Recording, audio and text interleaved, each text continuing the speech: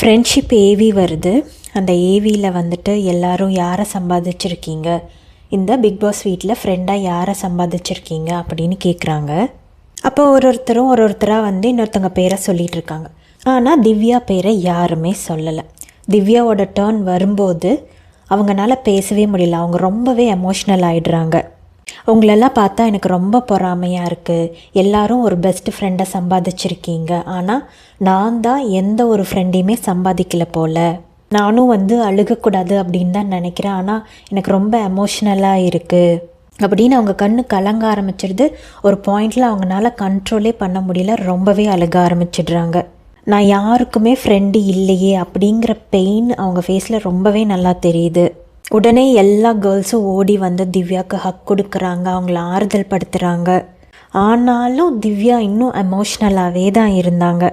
அப்புறம்தான் இங்கே இதை பிரஜின்னால் தாங்கிக்கவே முடியல. அவரும் ரொம்ப எமோஷ்னல் ஆகிடுறாரு. ஸ்ட்ரெயிட்டாக திவ்யா கிட்ட ஹக் பண்ணி, நீ எப்படி நினச்ச, நான் உன் பேரை சொல்ல மாட்டேன், நீ எப்படி நினச்ச அப்படின்னு சொல்லிட்டு ரொம்பவே ஃபீல் பண்ணி கேட்குறாரு. ஒரு பாயிண்டில் பிரஜினும் ரொம்ப எமோஷ்னல் ஆகிடுறாரு. அப்படியே அவரோட டியர்ஸ் எல்லாம் கண்ட்ரோல் பண்ணிட்டு தான் பேசுகிறாரே. ஆரம்பத்தில் நம்ம எல்லாருமே க்ளோஸாக தான் இருந்தோம். ஆனால் இந்த பிபி ஹவுஸ் நம்ம ஃப்ரெண்ட்ஷிப்பை டெஸ்ட் பண்ணோம். நம்மளுக்குள்ளே நிறைய ப்ராப்ளமை க்ரியேட் பண்ணோம். அதனால சின்ன சின்ன சண்டைங்க வந்திருக்கலாம். ஆனால் நிஜமாவே நீ என்னோடய சிஸ்டர் தான் திவ்யா, அந்த பாண்ட் என்றைக்கும் நமக்குள்ளே இருந்து போகாது அப்படின்னு சொல்லி ரொம்பவே எமோஷ்னல் ஆகிடுறாரு. இந்த மூமெண்ட் பார்க்கவே செம்ம க்யூட்டாக இருந்துச்சு. அதுக்கப்புறம் இங்கே தான் ரியல் ட்விஸ்ட்டே. சாண்ட்ராவும் வராங்க.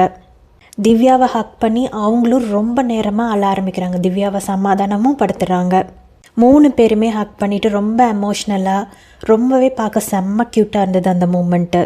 ஆனால் அப்போ பிரஜின் சொல்லிடுறாரு, ஃபஸ்ட்டு நீ தான் திவ்யா, அப்புறம் தான் சாண்ட்ரா அப்படின்னு சொல்லிடுறாரு. இதுக்கு சாண்ட்ரா சிரிச்சிட்டு தான் இருக்காங்க. ஆனால் ரியாலிட்டி என்னென்னா, எப்பயுமே ஒரு பொண்ணுக்கு அவங்க ஹஸ்பண்ட் அவங்கள தான் ஃபஸ்ட்டாக சொல்லணும் அப்படின்ற எக்ஸ்பெக்டேஷனாக இருக்கும். ஸோ இதெல்லாம் பிரஜின் புரிஞ்சுக்கிட்டு கொஞ்சம் எங்கே எப்படி பேசணும் அப்படின்னு தெரிஞ்சு நடந்துட்டாருனாலே தேவையில்லாமல் இவங்க 3 பேருக்குள்ளே சண்டை வராமல் இருக்கும். எமோஷன் உண்மையானதாக இருந்தாலும் நம்ம பேசுகிற சில வேர்ட்ஸை தான் கேமையே மாற்றிடும்.